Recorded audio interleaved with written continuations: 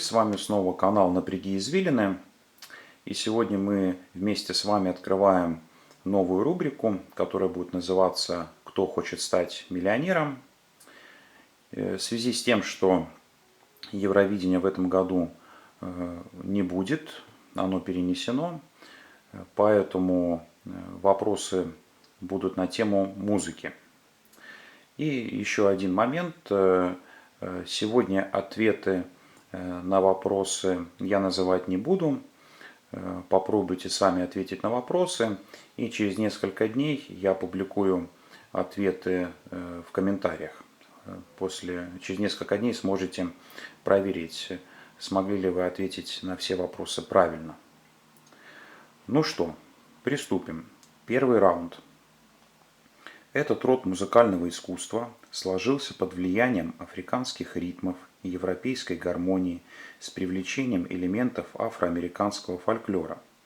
Он возник в 1910-х годах на юге США и быстро распространился во всех развитых странах. И варианты ответов.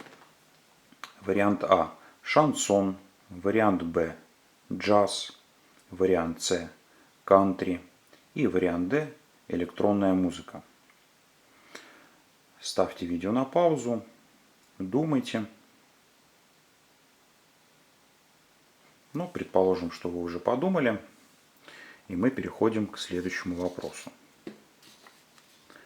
Второй раунд. Автор таких опер, как Евгений Онегин, Воевода, Орлеанская дева, Пиковая дама, Чародейка, Черевички. Кто он? Кто автор этих опер? И варианты ответов. Римский-Корсаков Николай Андреевич, Бородин Александр Порфирьевич, вариант С. Мусоргский Модест Петрович и вариант Д. Чайковский Петр Ильич. Ставьте видео на паузу, думайте. Не забывайте писать свои варианты ответов в комментариях. Ну, предположим, что вы уже подумали, и мы переходим к следующему вопросу. Третий раунд. Инструментальное вступление к театральному спектаклю, чаще музыкальному, опере, балету или оперетте, но иногда и к драматическому, а также к вокально-инструментальным произведениям, кантатам и ораториям, или к инструментальным пьесам сюитного типа. Начиная с 20 века такого рода музыкальные вступления нередко представляют и кинофильмы. И варианты ответов. А. Этюд. Б. Ноктюрн. С. Увертюра. И вариант Д. Реквием. Ставьте видео на паузу, думайте, предлагайте свой вариант ответа на данный вопрос и пишите его в комментариях. Но предположим, что вы уже подумали, и мы переходим к следующему вопросу.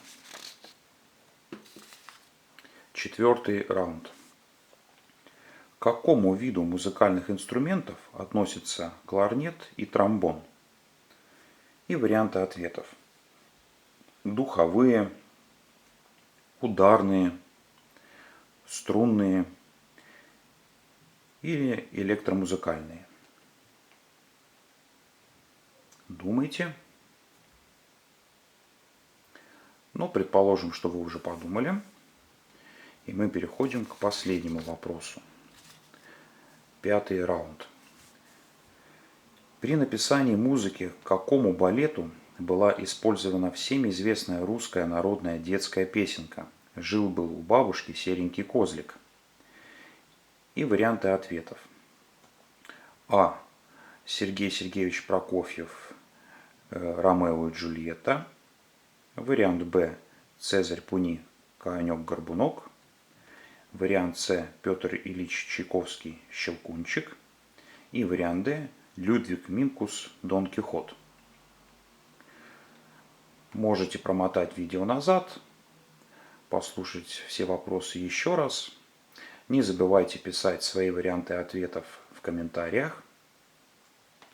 И напоминаю вам, что ответы на все вопросы я опубликую в комментариях через несколько дней.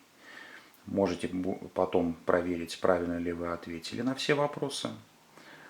И если вам понравилась новая рубрика, ставьте видео лайк. Кто еще не подписался на канал, обязательно подписывайтесь.